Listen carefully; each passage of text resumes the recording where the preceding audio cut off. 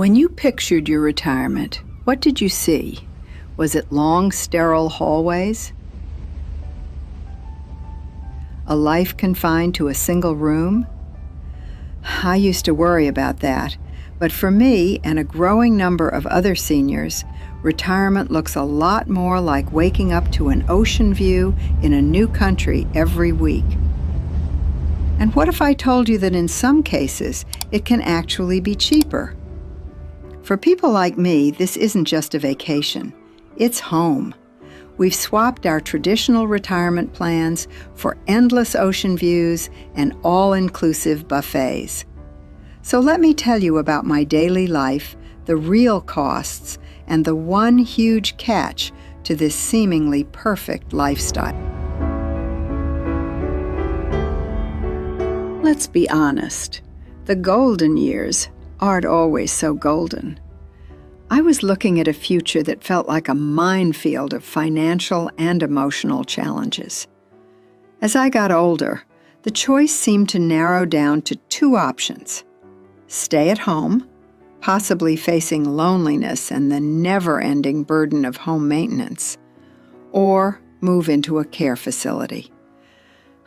And the costs I was looking at were just staggering.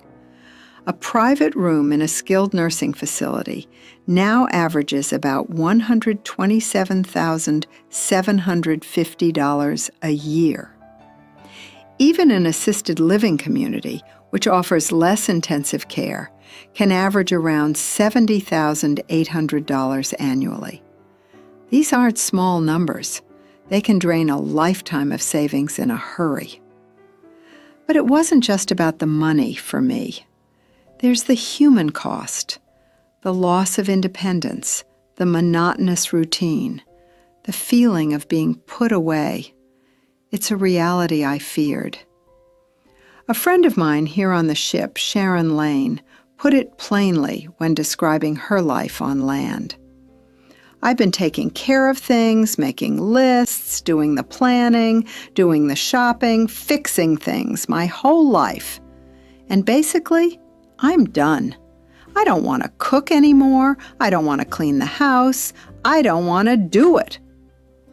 Her sentiment echoed exactly how I felt, that there had to be a better way, a way to retire that felt less like an ending and more like a new beginning.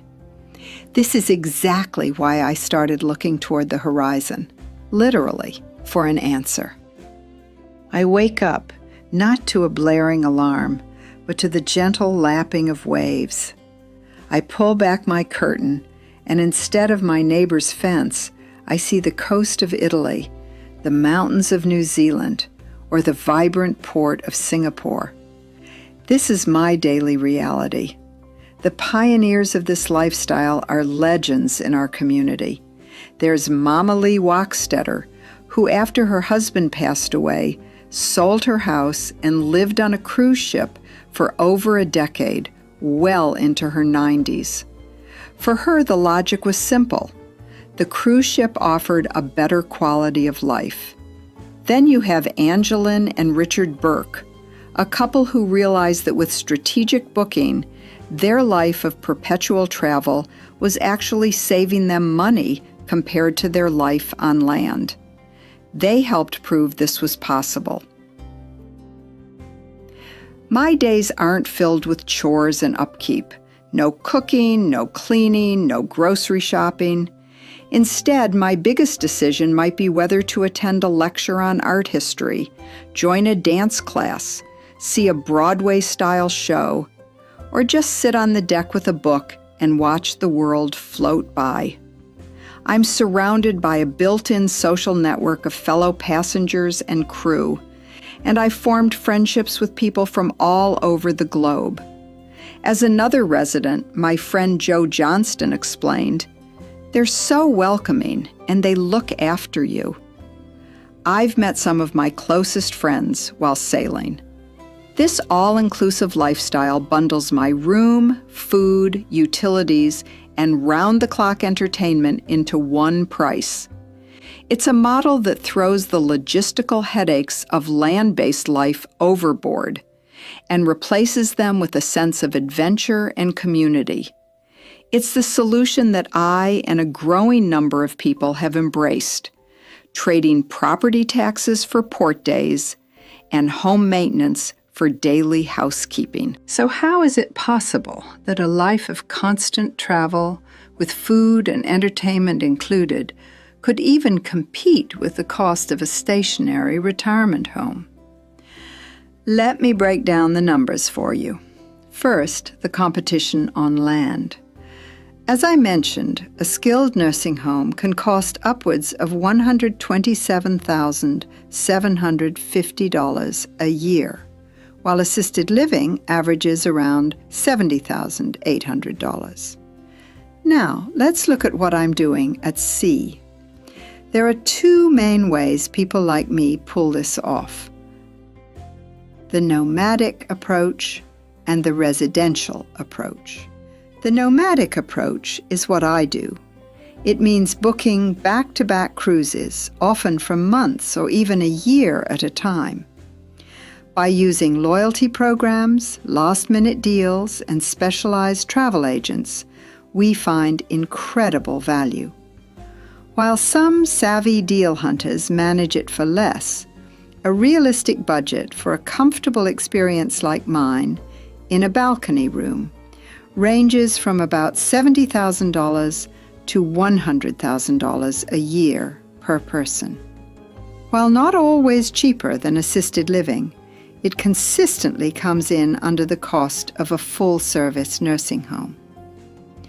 This price typically includes my room, all meals in main dining rooms and buffets, basic drinks, housekeeping, and access to the ship's pools, gyms, and theaters. It doesn't usually cover gratuities, which can add thousands a year, specialty dining, alcohol, or shore excursions. The second option is the residential model, where you actually buy a cabin on a ship built for full-time living. Companies like Villa V Residences are changing the game, with options to purchase a cabin for the life of the vessel starting around $129,000, plus monthly fees. Other luxury options, like storylines, have residences starting at several $100,000 and going up into the millions. When I subtracted the costs of a mortgage, property taxes, utilities, groceries, a car, and home repairs, I could see how the finances started to make sense for me.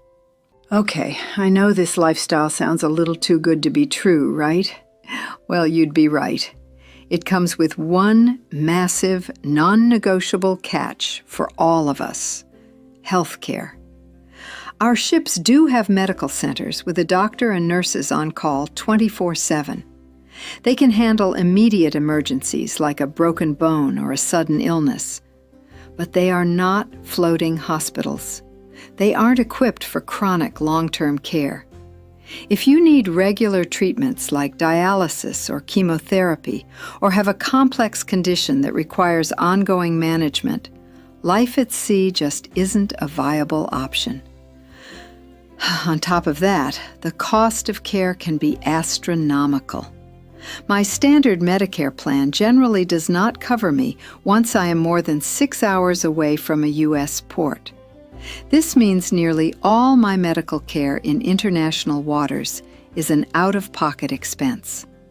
A simple visit to the ship's doctor can cost hundreds of dollars, and a serious emergency requiring an airlift could cost anywhere from $20,000 to over $100,000. Comprehensive international health and medical evacuation insurance are not just suggestions, they are absolute necessities, adding a significant cost to my monthly budget. And there are other realities. My cabin is small, under 200 square feet. The internet can be slow and pricey.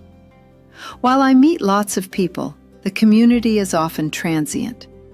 And I do miss things on land, my favorite spots, local events, and most importantly, my family. This lifestyle isn't for everyone. It requires a specific kind of person, healthy, independent, and with a true love for travel. So, what's my final verdict? Is it worth it? For me, the answer is a resounding yes. For seniors who are in good health, cherish travel, and want a vibrant social life without the hassle of daily chores, retiring at sea can be a dream come true. It offers a quality of life and sense of adventure that a traditional retirement community just can't match. The key is to go in with your eyes wide open. This isn't a one-size-fits-all solution. I read an observation from Dr. Lee Lindquist, a geriatrician, that seniors on cruises who were mobile but needed some help with daily living often enjoyed a better quality of life than many in assisted living. That really resonated with me. The ideal candidate is someone who can benefit from an all-inclusive community, meals, cleaning, social events, but doesn't need major medical support. The decision requires a brutally honest look at your health, your finances, and your personality. You have to talk to your doctor and a financial advisor. I'd even suggest testing the waters with a few long cruises before selling your house. But for those of us who fit the profile, the math and the lifestyle just work. I've traded a stationary life for one of constant discovery. This new vision of retirement has been about choosing adventure over routine and community over isolation. It proves that your golden years really can be your most exciting ones yet. But I want to know what you think. Could you see yourself retiring at sea? Let me know in the comments below. And if you found this look into my new way of retiring helpful, be sure to like and subscribe for more stories that challenge the traditional path.